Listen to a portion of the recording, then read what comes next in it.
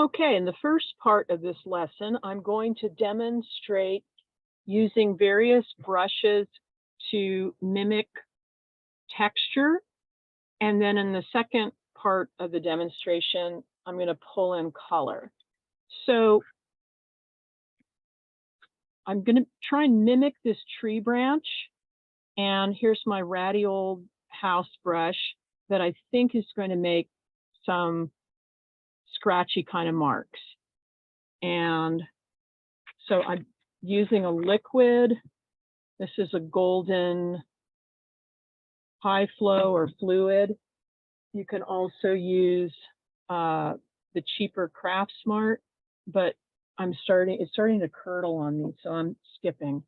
Okay, so anytime I go to paint, before I just dig in, I usually off to the side will do a little test. Now I'm just doing it on my paper here, but I'll do a little test because let's say I dipped my paint in and then I went to paint and I thought, oh, it's too much paint. I don't want that much paint. So part of testing it is seeing how much paint you have or pulling some of the paint off.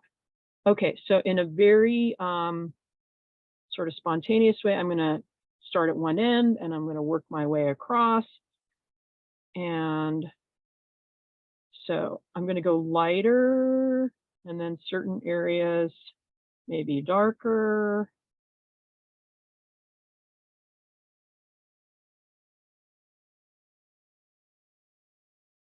And then, so I used the flat of my brush and I varied the pressure and no water. Now, if I use the side of my brush,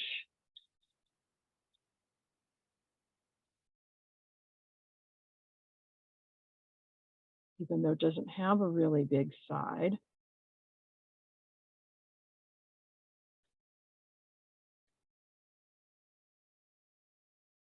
and I'm kind of twisting it around.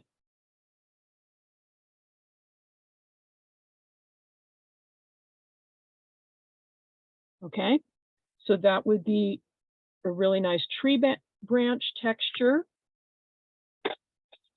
And then my rock, same thing, I'm using a flat brush. And so I think of my brushes, they're three-dimensional objects with multiple surfaces, right? I've got the top, I've got the flat, and I've got the side. So that's a little bit too much paint for me. And so I'm just seeing all this pebbly texture. It might be something like that.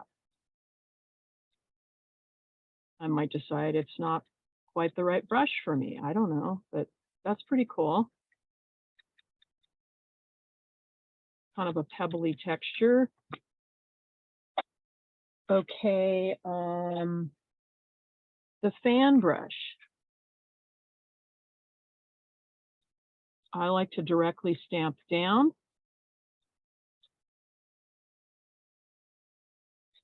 By just lightly whisk it. Again, I haven't added any water here. Now, if I do add some water, that could work really well for a tree branch too, okay?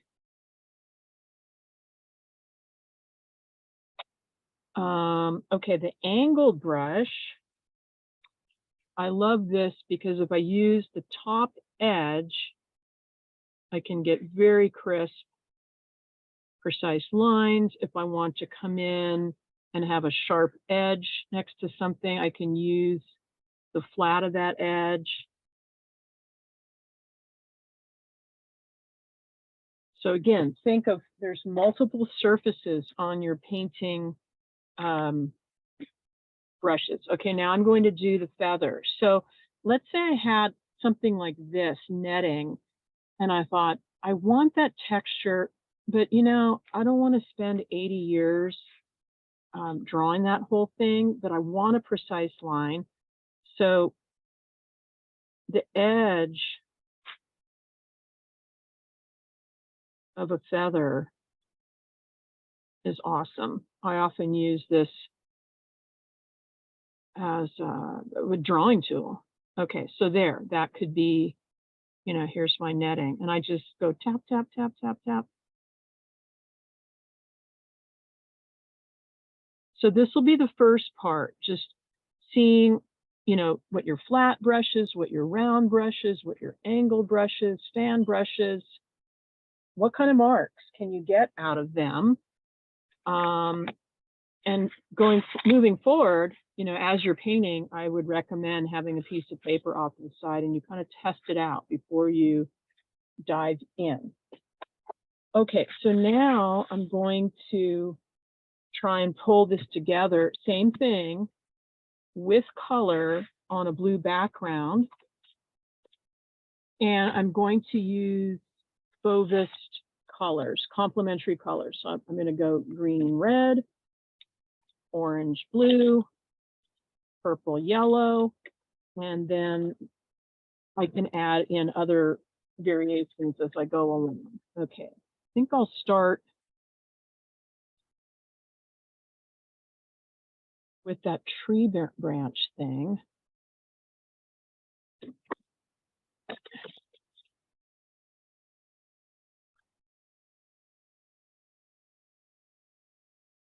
Okay, add water to this because this is not fluid.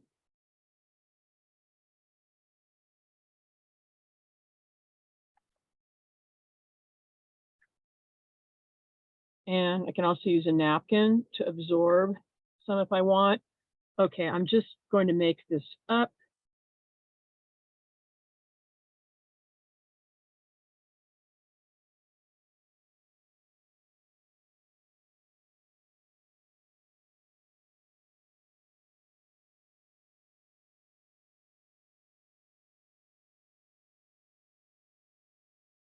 Okay, so this gives me a structure to build things in here and here.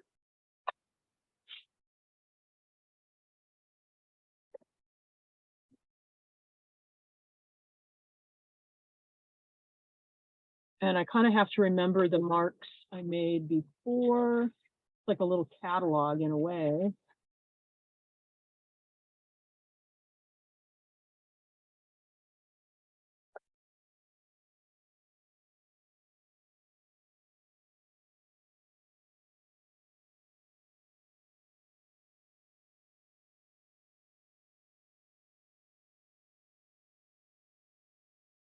And then you have choices here. You don't have to use all of the complementary colors. You might say, I'm only going to work with all different variations of orange and blue.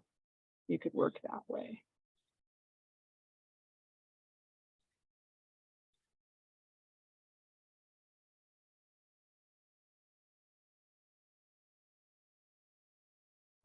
My water isn't very clean here, so these are sort of muddy.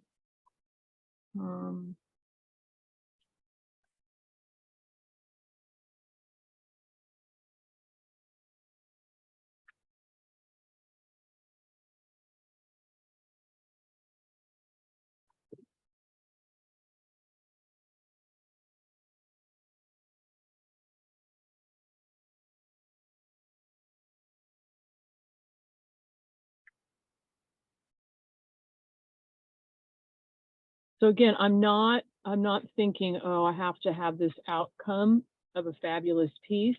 I'm playing with those marks, filling in the whole thing, and seeing how color interacts with color,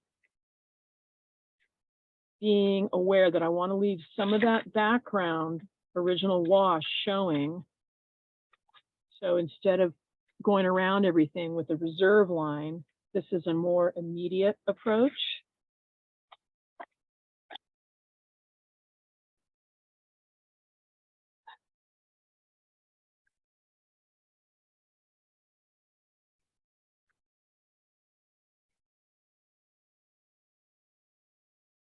Okay, so this is thicker impasto paint. I dip my brush in, no water, 45-degree angle, and I'm going to get these blocky chunks of paint interacting next to the yellow and the blue background.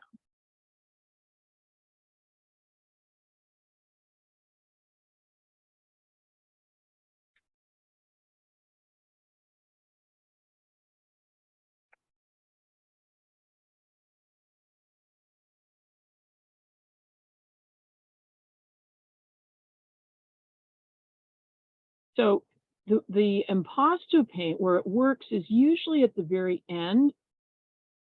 You get a little bit of dimension with it. It's chunkier. You get a little more pop. Like if I looked at that orange line, I think it's kind of wimpy looking.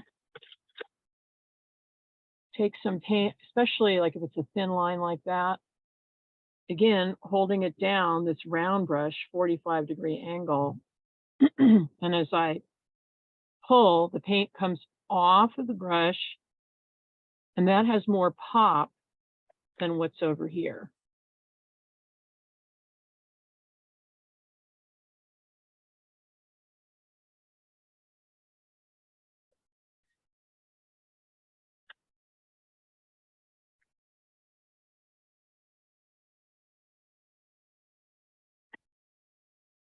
Okay, let's see.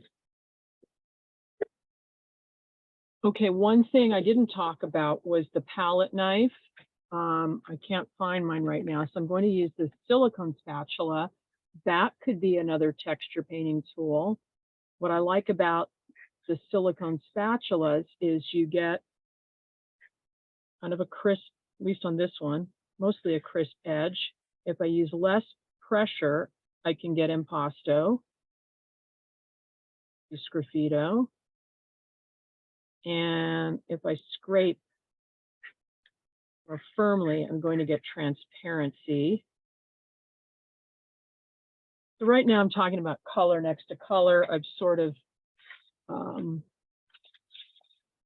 stepped away from the texture for a moment. Let's see if I can get back to that. Purple, yellow.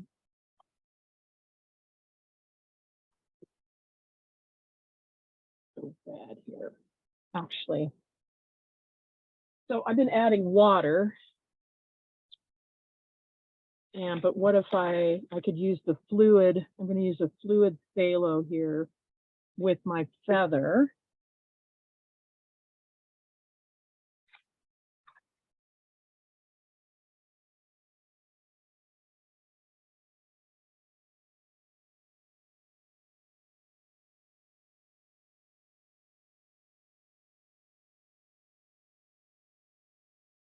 I'm going to put it up here so you can see there's a blue yellow interaction. Over here's a blue on blue interaction. Let's say this was some sort of a plant, a yellow orange color interaction.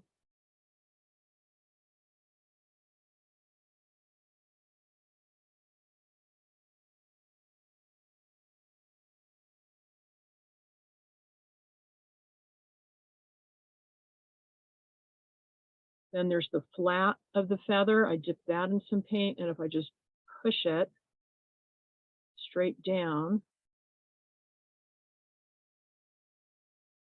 I think I need a new feather.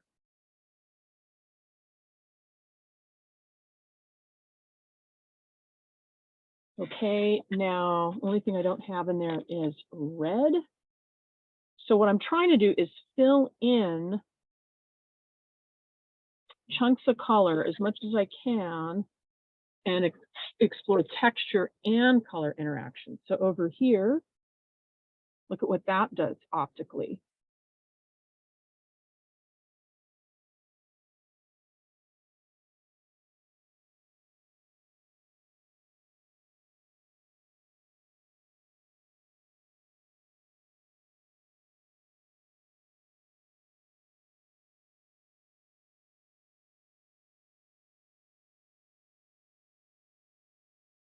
So I have a combination of more transparent washes, and then of course my favorite, which is this chunkier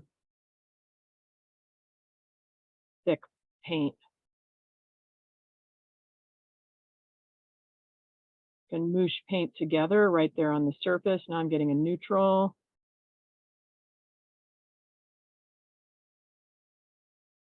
And then sometimes at the end, I just start filling in with whatever's left over on my palette knife. And see, that's all mushing together there, but I kind of like it.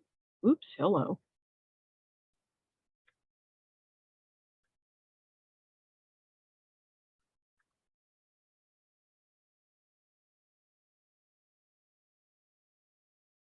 Okay. I think I will finish this a little bit later, but I think you get the idea. Here's what it looks like from my perspective.